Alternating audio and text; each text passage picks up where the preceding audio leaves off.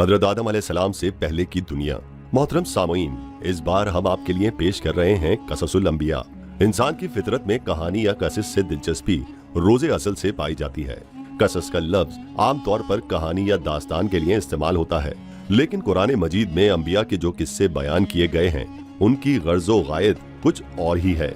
अल्लाह ताला ने इंसानियत का आगाज फरमाते ही अंबिया का सिलसिला शुरू फरमाया। अंबिया और रसूल पै दर पे आते रहे। कहते हैं कि रसूलों की तादाद 300 से जायद है और अंबिया की तादाद 1,24,000 से जायद है। गोया अल्लाह ताला ने बनी नौ इंसान को सीधा रास्ता दिखाने के लिए इतनी बड़ी तादाद में अंबिया और रसूल मबूस फरमाए। कुरान करीम के बयान करदा कसिस हकीकत पर मबनी है, इसीलिए दूसरे तमाम कसिस और वाक़यात से इम्तियाजी हैसियत रखते हैं। उनका ताल्लुक ख्यालात और जहनों से गढ़ी हुई बातों से नहीं, बल्कि वो जमीन पर वाक़े हो चुके इंसानों ने अपनी जिंदगी के मुख्तलिफ अदवार में इनका मुशाहिदा किया, और फिर ये वाक़यात इस लिहाज से भी मुनफरिद हैं कि इबरत का बायस है। कुरान करीम के ये कसिस लुत्फ अंदोज होने के लिए हरगिज नहीं सुनाए गए, बल्कि इनसे तो बनी नौ इंसान को सीधा रास्ता दिखाना मकसूद है। ये मकसद था इंसानियत इबरत पकड़े, रोज़े जज़ा के बारे में आंखें खोल ले, इन वाक़यात को सुनकर और पढ़कर अपना रास्ता मुंतखब कर लें। गुज़िश्ता अंबिया की उम्मतें जो भयानक जराइम करती रही हैं, उनसे अपना दामन बचा लें। इसीलिए अंबिया के हालात से वाकफियत अज हद जरूरी है। जब तक हम अंबिया के वाक़यात से रोशनास नहीं हो जाते, उस वक्त तक कुरान मजीद तक मुकम्मल रसाई हासिल नहीं कर सकते। कितनी बार सैयदना आदम अलैहिस्सलाम का किस्सा बयान हुआ, कितनी मर्तबा नूह अलैहिस्सलाम का तस्करा हुआ। इसी तरह मूसा अलैहिस्सलाम और बनी इसराइल का जिक्र आया, फिरौन का वाक़या बयान हुआ। मूसा अलैहिस्सलाम और फिरौन का जिक्र तो करीब करीब 70 मकामात पर आया है और मुसलसल किस्सा बयान होता रहता है। कितनी सूरतों का नाम अंबिया के नामों से मंसूब है। लिहाजा जो शख्स इन कसिस से ला इल्म है, वो कुरान के एक बड़े हिस्से से महरूम है। इन वाक़यात से रहनुमाई हासिल करने का एक मकसद ये भी है कि दावत इल्लाह का रास्ता मालूम हो जाए, लोगों को अल्लाह की तरफ बुलाने का ढंग हमें आ जाए। अल्लाह करे हम भी उन लोगों में शामिल हो जाएं जो अल्लाह की तरफ दावत देते हैं। हम भी नेकी का हुक्म करने और बुराई से रोकने वाले बन जाएं। अम्र बिल मारूफ व नही अनिल मुनकर के सही रास्ते पर चलना उस वक्त तक मुमकिन नहीं जब तक कि हमारे सामने कोई ऐसा नमूना मौजूद ना हो जिसके मुताबिक हम अपने आप को चला सकें। और साफ जाहिर है सबसे अजीम और बेमिसाल नमूना नबी अकरम सल्लल्लाहु अलैहि वसल्लम की मुबारक शख्सियत है। जैसा कि अल्लाह ताला ने फरमाया, यकीनन तुम्हारे लिए रसूल अल्लाह सल्लल्लाहु अलैहि वसल्लम की जिंदगी बेहतरीन नमूना है। रसूल अकरम सल्लल्लाहु अलैहि वसल्लम के बाद सबसे नुमाया मिसाल और नमूना बाकी तमाम अंबियाए कराम, फिर सहाबाए कराम हैं और सौलेह लोग भी नमूना हैं। अंबियाए कराम के वाक़यात कुरान करीम के जरिए हम तक पहुँचे हैं। इसी तरह नबी करीम सल्लल्लाहु अलैहि वसल्लम की सीरत मुबारका और आपकी अहादीस मुबारका से भी हमें उनके हालात और वाक़यात मालूम हुए हैं। नीज़ तारीख की कुतुब में भी उनके तस्करे मौजूद हैं।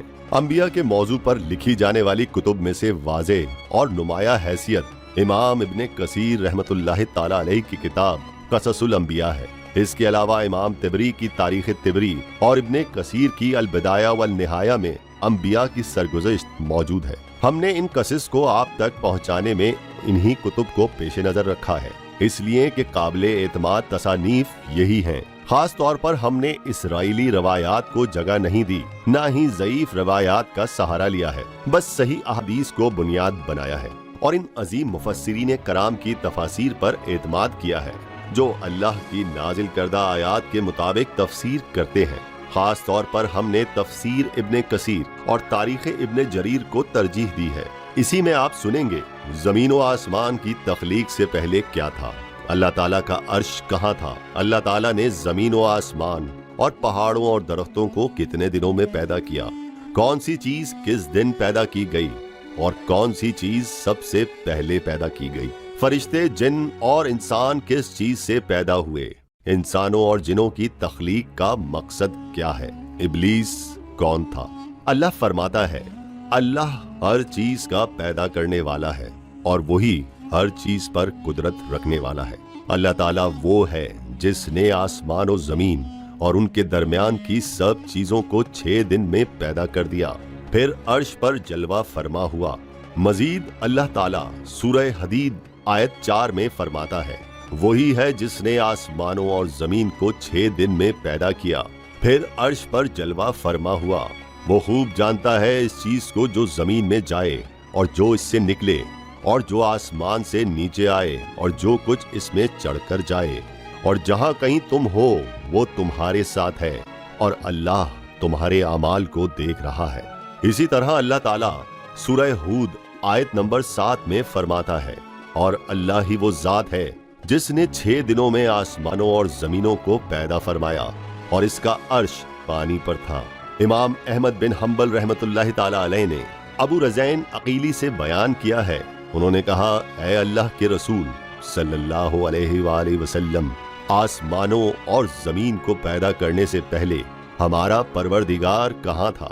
آپ صلی اللہ علیہ وآلہ وسلم نے فرمایا، اما میں تھا، یعنی اللہ کے سوا کچھ بھی نہ تھا، نہ اس کے اوپر ہوا تھی اور نہ اس کے نیچے ہوا تھی۔ مطلب یہ کہ کچھ نہ تھا، پھر اس نے پانی پر اپنا عرش پیدا کیا۔ گویا یہ تھی مخلوق کی ابتدا۔ امام ترمذی، امام احمد، امام ابو داؤد اور بہت سے دوسرے محدثین رحمہم اللہ نے سیدنا عبادہ بن صامت رضی اللہ تعالی عنہ کی روایت بیان کی ہے۔ وہ کہتے ہیں کہ میں نے رسول اللہ صلی اللہ علیہ وآلہ وسلم کو فرماتے ہوئے سنا، آپ صلی اللہ علیہ وآلہ وسلم فرما رہے تھے، بلا شبہ اللہ نے سب سے پہلے قلم کو پیدا کیا، پھر اللہ نے اس کو حکم دیا، لکھ، چنانچہ وہ اسی وقت چل پڑا اور قیامت کے دن تک ہونے والی ہر چیز لکھ دی۔ یہ اللہ تعالیٰ کا علم تھا جس کو قلم نے اس کے حکم کے مطابق لوح محفوظ پر لکھا۔ امام مسلم رحمۃ اللہ تعالی علیہ نے سیدنا عبداللہ بن عمرو بن العاص رضی اللہ تعالی عنہما کی روایت بیان کی ہے۔ اس میں سب سے پہلی چیز کے بارے میں وضاحت کی ہے، اور جمہور فقہاء کی رائے بھی یہی ہے۔ عبداللہ بن عمر رضی اللہ تعالی عنہ بیان کرتے ہیں، میں نے سنا آپ صلی اللہ علیہ وآلہ وسلم فرما رہے تھے، اللہ تعالیٰ نے آسمان و زمین کی پیدائش سے 50,000 سال پہلے تمام مخلوقات کی تقدیریں لکھ دیں، اور اس وقت اس کا عرش پانی پر تھا۔ اس حدیث مبارک سے واضح ہو گیا کہ سب سے پہلے پانی اور پھر پانی پر عرش پیدا کیا گیا، پھر قلم کی پیدائش ہوئی، اس نے تقدیر تحریر کی، پھر آسمان اور زمین کی تخلیق ہوئی۔ اور جس حدیث میں آیا ہے کہ ابتدا میں قلم کو پیدا کیا گیا، اس کا مطلب یہ ہے کہ اس جہان کی مخلوقات میں سب سے پہلے اس کا نمبر ہے، نہ کہ باقی تمام جہانوں کی مخلوقات میں پہلا نمبر ہے۔ اور اس کا تذکرہ بخاری شریف کی اس حدیث میں ہے۔ یمن سے آئے ہوئے ایک وفد نے رسول اللہ صلی اللہ علیہ وآلہ وسلم سے کہا، ہم آپ کے پاس دین کی سمجھ اور ابتداء خلق کے بارے میں پوچھنے کے لیے آئے ہیں، یہ کہ سب سے پہلے کیا چیز تھی؟ آپ صلی اللہ علیہ وآلہ وسلم نے فرمایا، اللہ تھا، اس سے پہلے کوئی چیز نہ تھی، اس کا عرش پانی پر تھا، پھر اس نے لوح محفوظ پر ہر چیز لکھ دی اور آسمان اور زمین کو پیدا کیا۔ یعنی ابتدا میں پانی پر عرش تخلیق ہوئی، پھر قلم کی پیدائش ہوئی، اس نے سب کچھ لکھ دیا۔ علماء کرام کا بیان ہے، قلم کے فوراً بعد لوح محفوظ کو پیدا کیا گیا، چنانچہ قلم نے لوح محفوظ میں ہر چیز لکھ دی۔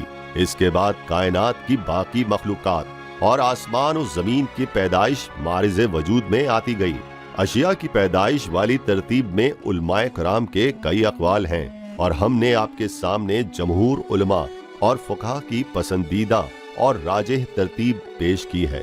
آسمان اور زمین میں مخلوقات کی ترتیب کیا ہے، اس بارے میں امام مسلم رحمۃ اللہ علیہ نے سیدنا ابو ہریرہ رضی اللہ عنہ کی روایت پیش کی ہے۔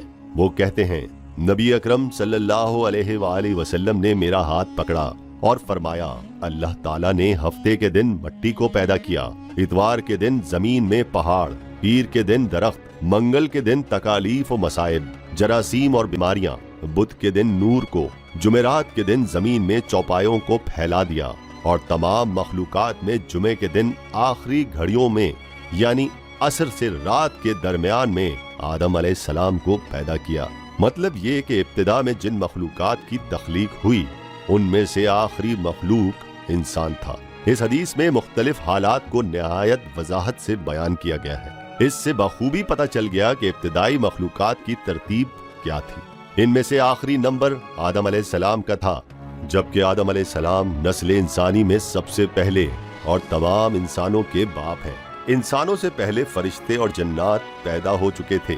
साहिब अक्ल मखलूकात में सबसे पहला नंबर फरिश्तों का, दूसरा नंबर जिनों का और आखिरी नंबर इंसानों का है।